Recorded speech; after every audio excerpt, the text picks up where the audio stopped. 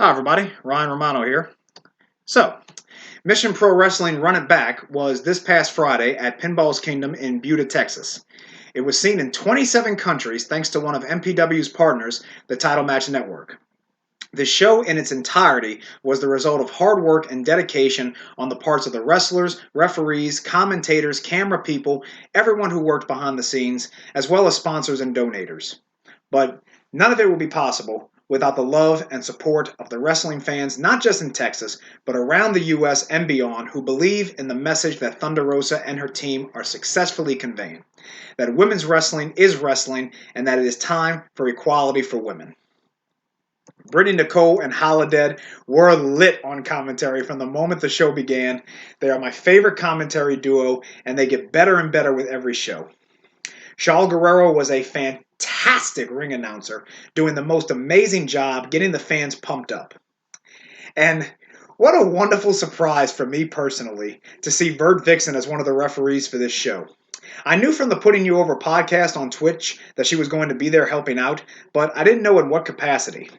And I hope that she will be there for the show coming up on February 6th, preferably as an in-ring competitor against, say, Christy James for the SWE Fury Women's title.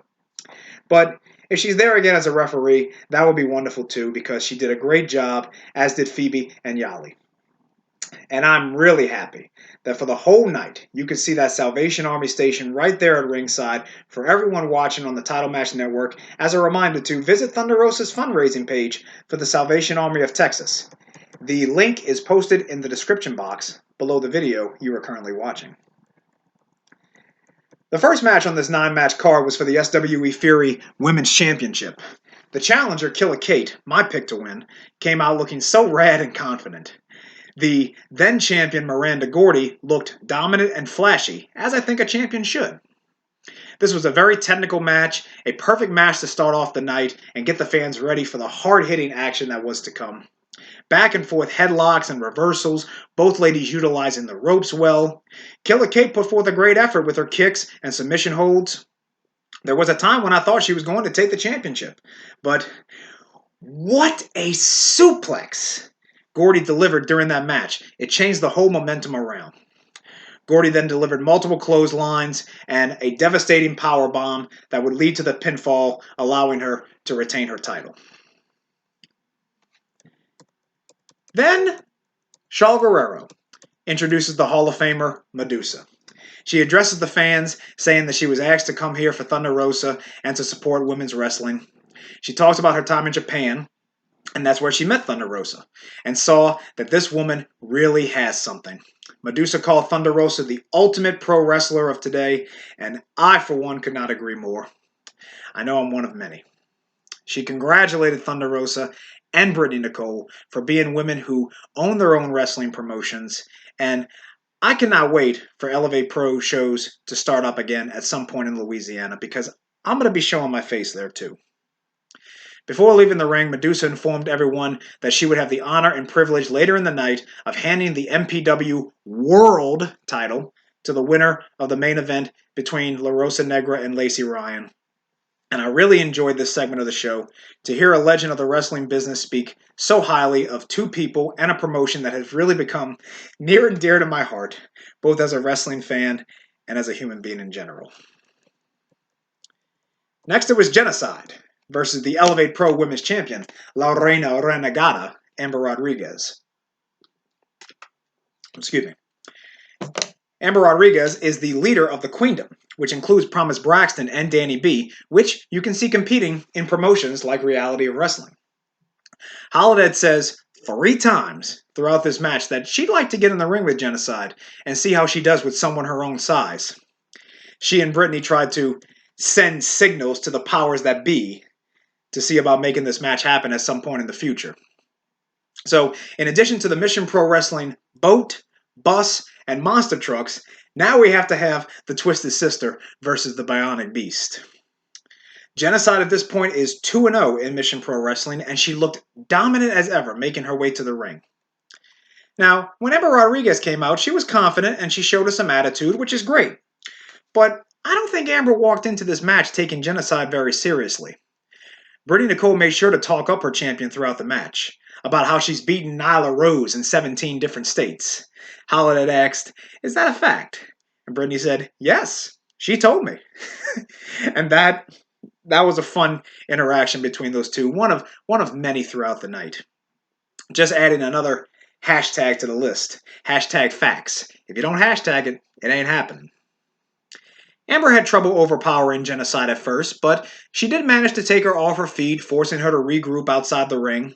Very impressive. But then Jennacide face-planted Amber on the ring apron, after that delivering a bunch of knees to her sides when they got back into the ring, and put Amber in a well-executed sharpshooter, shades of Bret the Hitman Hart. Whew. Excuse me for a moment. Let me get some water. Thank y'all. Sorry about that. I'll continue. Amber was able to mount some more offense and take Jennacide off her feet a few more times. She tried going for a DDT, which didn't seem to work, but then Amber delivered a vicious faceplant of her own, and I thought that was it. I thought the undefeated streak of Jennacide was over. This turned into a fight, people. There was a point where I was getting flashbacks to matches between Triple H and The Undertaker. Amber got Jennacide down with a pedigree. A pedigree! But then went all the way to the other side of the ring, took her eyes off her opponent, and got on the top rope. And I'm thinking to myself, what is she doing? Jennacide sits up like The Undertaker, goes and grabs Amber from the top rope, and delivered a tombstone piledriver for the victory. Jennacide 3-0 now in Mission Pro Wrestling. I think we have a streak starting to develop here. Who is going to be the one to stop this woman? And when I brought up on Twitter that I thought Jennacide had just earned herself an Elevate Pro women's title match, La Reina Renegada responded to me, "Hell nah!" Well, I know Brittany Nicole has something special planned for that Elevate Pro title, and I hope we see Amber Rodriguez again in Mission Pro Wrestling very soon, and I know we have not seen the last of Jennacide. Moving on. Rache Chanel's entrance made me smile. Coming out like the Nature Boy Ric Flair, all styling and profiling. Holiday and Brittany dropping some French vocabulary for us. That was fun. Now, from the moment Red Velvet came out from behind the curtain, if you hadn't seen her before, you knew she was somebody. Showing off her dancing and gymnast backgrounds. These fans in Buda, though, they knew exactly who Miss 5'5" Fine Sweeter Than Wine was. They've been watching AEW. I'm still sad that I didn't get to meet Red Velvet at Tournament Out of Hell, but life had other plans. I'm happy for all the good that has come her way, and that she's getting the recognition she deserves. So, welcome back to MPW Red Velvet. Good luck to you in AEW. You're killing it, and I hope that everything continues to go well for you. The fans were in your corner. That's for sure. I'd run it back. Fans were in your corner. The ladies started off the match with neck and wrist holds, clotheslines, kicks. The kicks. Oh, man, the kicks. Forget about Chop Night. These ladies started their own hashtag, Kick Night. Such an incredibly fast-paced match. Somebody from the crowd yelled, "You ain't from Paris," and that got me laughing because that reminded me of Rache's interview that is available now to watch on the O-Face Wrestling YouTube channel. So go and see that for yourself and find out why. I learned something also very important in this match. You don't touch another woman's hair, especially with a comb. That is very disrespectful. There were points throughout the match where both women had the upper hand. Rache delivered some devastating kicks, like to Red Velvet's head when she was down in the corner, and to her left wrist a couple of times. Red Velvet with some flying clotheslines that got Raychell disoriented, and then with a massive powerbomb from the top rope. That was the beginning of the end. Red Velvet starts tuning up the band, shades of the Heartbreak Kid Shawn Michaels, a kick to the stomach to Rache, and then just desserts for the victory. Red Velvet making up for the loss that she received at Hell Hath No Fury, courtesy of the PPW champion Madi, with this win against La Fashionita Rache Chanel. This next match, before intermission. Oh no, I'm sorry. That's the next match. This match I'm talking about right now, Phoebe comes out for referee duties, and I just gotta say, I love her pants so much. I gotta say that when I go back in February, also, I'm going to be the biggest shouter of One Fall. when the ring announcer says this match is scheduled for one fall. If you hear somebody really loud say that, that's probably me at ringside. Anyway, Phoebe's pants, one fall. On to the match. It was supposed to be a tag team match, but circumstances out of people's control had tag team partners now square off against each other. Jenna Lynn, a staple of Texas wrestling, comes out first. I love her theme song. Everybody was kung fu fighting. Then Alleyah Mia Sweets came out, and this was the first time I've seen her compete. I knew I heard her theme song before somewhere, but I couldn't put my finger on it. And she was nice enough to let me know on Twitter that it was New Edition Candy Girl. And I returned the favor 2 days later. She wasn't expecting this. I went on Twitter and I told her I finally remembered where I heard the song before. It was from the movie Dogma. Very fun movie. It really felt like the holiday season, seeing Alleyah Mia in her red and white gear. And I hope she's at the next MPW show in February. She's a lot of fun. She's talented in the ring, and I want to get some candy. I like that. Both wrestlers bow down to each other at the beginning of the match. Brittany Nicole thinks this is honorary. Holiday points out how trusting Brittany is and how they need to have a talk about that. Both Jenna and Mia trying to go for quick roll-ups to end the match early. Mia dodged the kick in the corner from Jenna. Jenna connects with a leg sweep right after that. Mia with a crossbody, which Jenna reverses. Lots of back and forth offense in this match, with both women having the upper hand at different parts of the match. Jenna with throat chops of all things, a bulldog, a drop kick, Alleyah Mia with an elbow drop and a sleeper hold. The crowd showing they really were behind Jenna Lynn at this point, which looks like, judging by the face of Alleyah Mia Sweets, that it shocked her. And as she was trying to get back into the ring, because she had gone outside to the ring apron at some point, she gets back in the ring. Jenna delivers a kick as she's trying to get back into the ring, and that ends the match. Jenna Lynn finally gets a victory in MPW.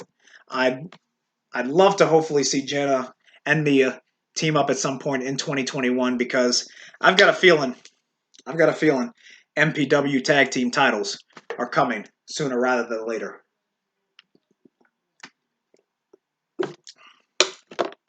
Kentwood. The match before intermission. Okay, here we go. Baby D's retirement match. Thunder Rosa came out first, and she always puts a smile on my face. When she got in the ring, you could see on hers and Phoebe's faces how excited they were for this match. This was going to be fun. Everybody knew it. A standing ovation and streamers being thrown into the ring for the Queen of Texas Women Wrestling in her final match ever. Baby D did a lot of twerking, and Thunder Rosa threw a little bit of booty motion in there herself. Holiday said on commentary before the match began that she hoped Phoebe would remain unbiased, considering that she was Baby D's tag team partner in the team Fun and Sexy. But if things got out of hand, she'd be there to help Thunder Rosa. She'd be down for a Twisted Sisters reunion, but didn't come to that.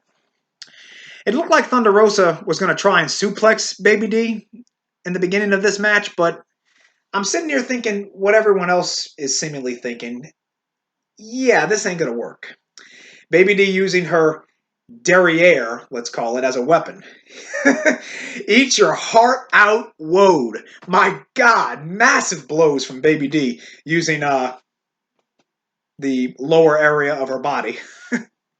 This match went to the outside of the ring, and once again, I gotta say, I love Phoebe as a referee. She could have counted both of these women out and have Baby D's final match end in a no contest.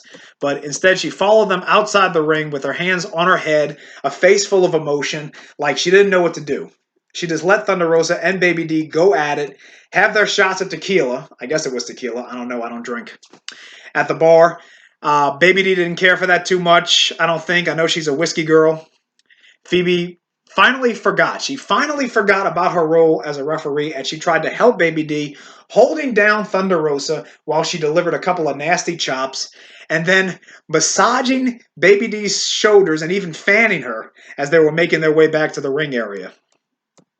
Thunder Rosa grabbed some Bud Lights, shared some with Baby D, their friends, you know.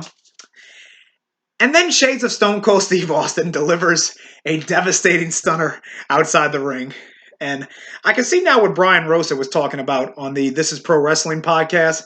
Glass everywhere, beer everywhere, and then Brittany Nicole with the line of the night, in my opinion. Baby D everywhere. The action did eventually make its way back into the ring. Phoebe doing some fast counting to try and give Baby D the win. I'm surprised she didn't count faster than she did, to be honest with you. Baby D giving Thunder Rosa a big leg drop, shades of the immortal Hulk Hogan, followed by a spear. Thunder Rosa with double knees, double stomps, kicks to the chest, shades of Daniel Bryan, trying to get this over with, put Baby D away. We all know how much they love each other. And Thunder Rosa didn't want her to suffer anymore. And then, out of nowhere, the former NWA Women's World Champion, Allysin Kay, comes out to the ring. Thunder Rosa took the Burke from AK back in January at Hard Times, had a rematch with her on NWA Power, and was supposed to battle her again in a three-way with Melina at the 2020 Crockett Cup, I believe, before all the COVID-19 pandemic stuff put everything on hold. But despite that, AK and Lamera kept going at it with each other on social media. Allysin Kay called out Thunder Rosa after her victory on United Wrestling Network's Primetime Live against Nicole Savoy. And after all these months, Allysin Kay finally gets her hands on Thunder Rosa, knocking her off the top rope as she was about to finish Baby D off. Baby D takes advantage and delivers a Samoan drop to my all-time favorite wrestler for the win in her final match ever. And I am not disappointed that Baby D got this win. She deserves it. Thank you, Baby D, for everything you've given to the wrestling business. We really appreciate you. Phoebe and Thunder Rosa embraced Baby D after the match, gave her the ring one final time as the fans and members of the Mission Pro Wrestling team pounded on the canvas surrounding the ring, and she gave us one last twerk before exiting. I know a lot of people were emotional at this point. So was I, because, like I said, I've known how long Baby D and Thunder Rosa have known each other, and I heard in their voices and saw on their faces firsthand live on Brit and Mel on a Mission how much they mean to each other. So once again, thank you, Baby D. Best of luck to you in this next chapter on your book of life. And this was Intermission. The elixir of life, people. After intermission, Raychell Rose makes her way out with the attitude that only the Queen of House Rose could convey. One fan she makes bend the knee, seemingly out of fear. Another fan just shares some popcorn with her. I guess she accepted that. That was just as good as bending the knee. Maybe I'll try that for myself on February 6th if Raychell Rose is on the card.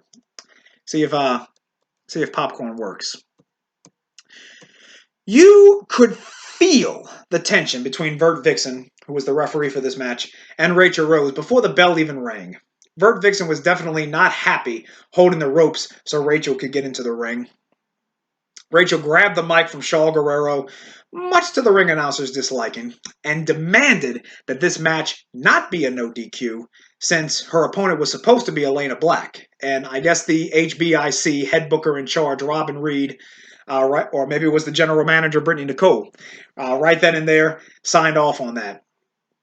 Out comes Elena Black's tag team partner, the Spider, Blair Onyx. This was my first time seeing her compete, and I got flashbacks to the first time I saw the Insidious one. Blair Onyx moved in a sinister fashion and had that look on her face that could really lure you in, and when you got close enough, she'd bite your head off. Now, I have to mention that before this match started, Brittany Nicole pointed out that Mr. Brian Cervantes said that if Raychell Rose won this match, he would bend the knee. Mr. Brian Rosa was able to hide himself from TCBTX photography because God knows we needed pictures of this. But shout out to Bryant D Photography, who got some great pictures of Brian bending the knee.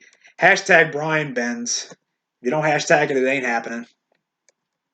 Although Brian will swear that was somebody else who looked just like him, but it wasn't him because that guy wore pants, and Brian never wears pants.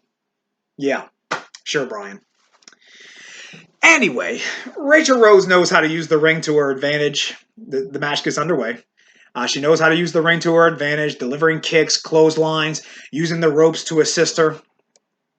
Raychell Rose She takes her time and she wants to make her opponent suffer and remind them who the true queen really is. Raychell puts a leg submission on Blair Onyx at some point during the match, and Blair seems to have passed out at this point. Vert Vixen had to raise her arm a couple of times to see if she was still in this. Blair is still in this. She gets to the ropes. Raychell has to break the hold. Both ladies back on their feet now, and the Queen of House Rose with an awesome spear that would certainly make the Rated R superstar Edge proud. But it wasn't over. To quote Brittany Nicole, "No, no, no," said the spider to the fly. Vert and Raychell having words with each other. You know, my dream opponent for Vert Vixen, if she's going to be at MPW on February 6th, like I said, is Christy Janes. But if not, I might not bend the knee to the Queen of House Rose. I think I would proudly stand before her with my arms folded, refusing to bend the knee in support of my favorite Twitch streamer and one of my favorite wrestlers, Vert Vixen. Anyway, back to the match. Back and forth forearms and chops. Blair Onyx with a Brock Lesnar-style F5, sending Rachel Rose out of the ring. Another line from Brittany Nicole. Our Rose has wilted on the ground. The action does get back in the ring eventually, and I have to believe that Blair Onyx has been studying Bray Wyatt. She's been studying The Fiend. She might be a fan of his. She's trying to end the match going for Sister Abigail. Rachel Rose counters, delivers a running kick, and that's how the match ends. The Queen of House Rose gets the victory.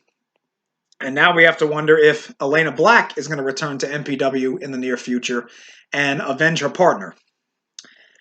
I, for one, think that no DQ match has to happen, and sooner rather than later. Now, on to the match of the night for me. Madi versus Jazmin Allure for the, I hope I say this right, Puro Pinche Wrestling Championship. Massive boos from the fans for Jazmin. I mean, shaking babies is a good way to get booed, right? Y'all have to see this wrestler. She's such an amazing presence in the ring. She, Vert Vixen, Madi Rankowski, all three are huge stars in the wrestling business. They're already among my favorites. And if you watched AEW this past Wednesday, December 16th, you may have noticed they were among the crowd at ringside. So big things are coming for these three ladies. And honestly, they deserve all the opportunities that are coming their way. Anyway, back to the match. The clear fan favorite, Madi, comes out to my favorite theme song in all of professional wrestling. It has become my favorite theme song now. This is the first song on the first CD from the first music group that I was ever a fan of, the Spice Girls Wannabe. Madi is a class act with a beautiful title, and I will keep my promise to her. I will always cheer for her, even if she gets her dream match and wrestles Thunder Rosa. If you were a fan not familiar with the history between Madi and Jazmin, though, you knew even before the bell rang that this was a grudge match. Vert should have just let them beat the hell out of each other, in my opinion, at Pinball's Kingdom. Madi does a flip over the top rope that she turned into a roll-up. Jazmin talking smack to the crowd as she delivers elbow drops to the back of Madi's neck. Both ladies taking turns, throwing heads into the top turnbuckles. Multiple clubs to the back by Jazmin, followed by a perfectly executed suplex. At some point in the match, Madi takes a nasty fall off the top rope. I hope her right leg is okay because I have a feeling she may have a date with the MPW champion on February 6th. Jazmin Allure tries to take advantage of Madi's injury, and she delivers a Randy Savage-style elbow drop that missed. Madi with some face busters. This was the beginning of the end. Jazmin tries to cheat, bringing the PPW title into the match to use as a weapon, which Vert Vixen quickly stops. Miss Top Tier thought she could win the title in the same fashion that she got this title match in the first place. Jazmin is distracted. Madi takes advantage, rolls her up for the victory, retaining her PPW title. After that, Jazmin Allure got the hell out of Dodge. Somebody please correct me if I'm wrong, but I believe Jazmin and Madi are 1-1 in singles competition. Now, if this is true, I would love for there to be a rubber match. Maybe? on February 6th at MPW, wishes granted. Maybe in a no DQ match. Maybe in a cage match. Just putting it out there.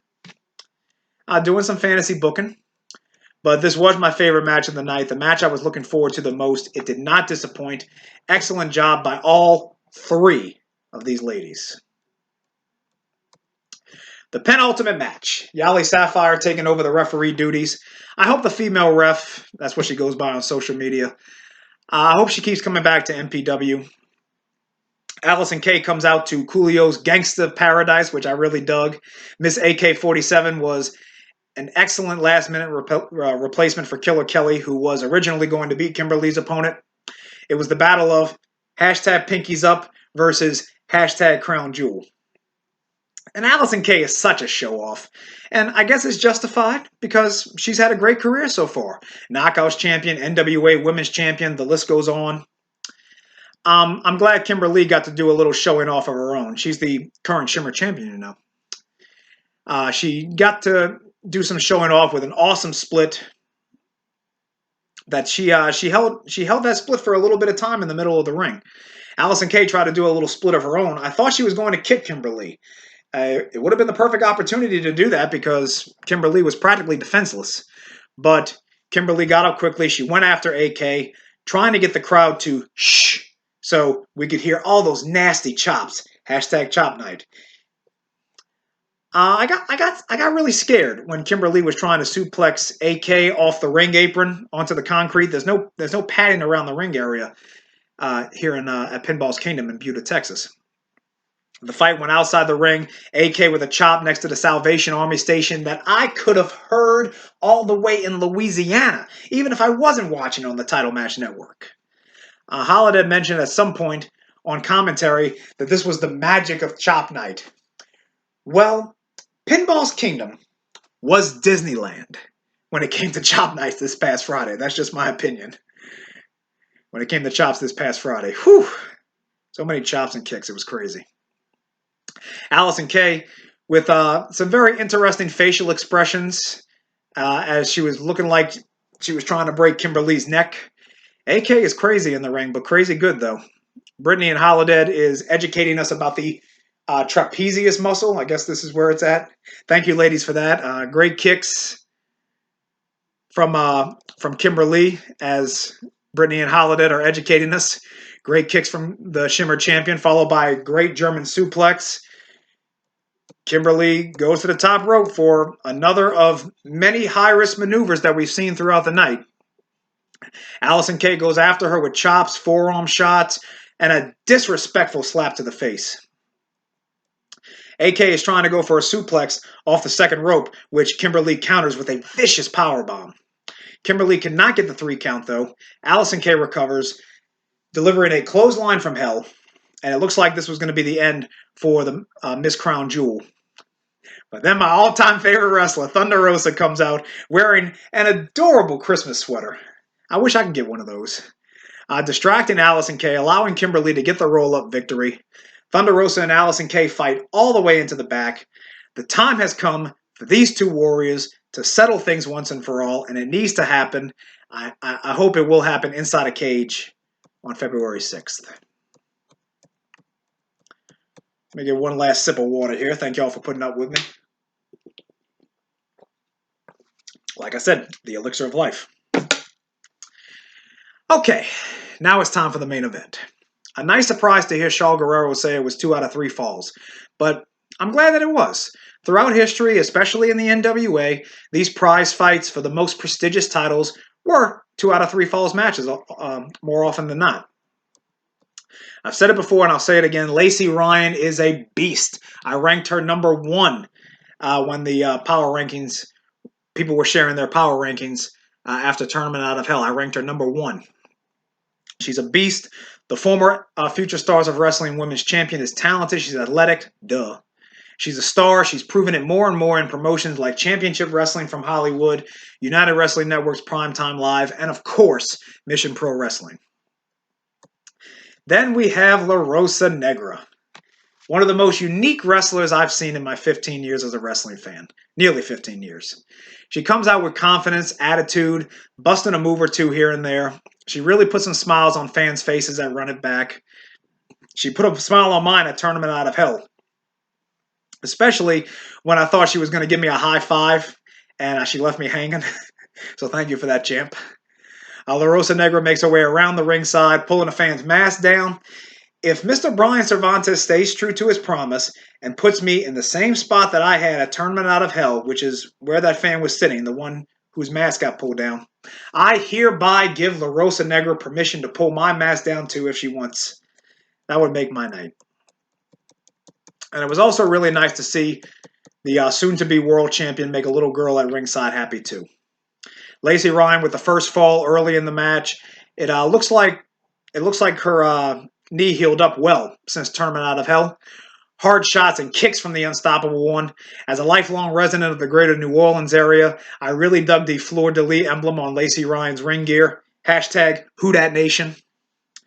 La Rosa Negra putting her hands on Yali during this match, and I was worried. I was worried Yali was going to disqualify her, but she kept her cool. She knew how important this match was, and she allowed it to continue. So props to her. La Rosa Negra did a high-risk dive to the outside onto Lacey Ryan. I was chanting at home, people. This is awesome. This is wrestling. Too bad nobody was around to see it, though. Anyway, Lacey Ryan gets her bell rung on the ring post outside the ring. La Rosa Negra goes flying into some steel steps. The action does finally get back into the ring. La Rosa Negra delivers an awesome clothesline from the second rope, leading to fall number 2. She slaps Lacey Ryan on the butt right after this, and Lacey returns the favor with a butt slap of her own. This made me laugh. La Rosa Negra had to take a moment to make sure this slap didn't leave a mark. Lacey Ryan at some point is down in the corner, and that headshot to the groin, or as Holiday said, let's call it the groin.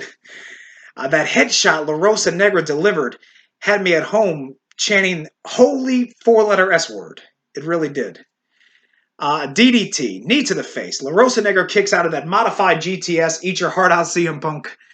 Lacey Ryan kicks out of the coolest frog splash I've ever seen. La Rosa Negra, you made Eddie Guerrero proud. Multiple false finishes, a flip kick to the head, spinning moonsault into a pin. All these high-risk maneuvers. Outstandingly cool.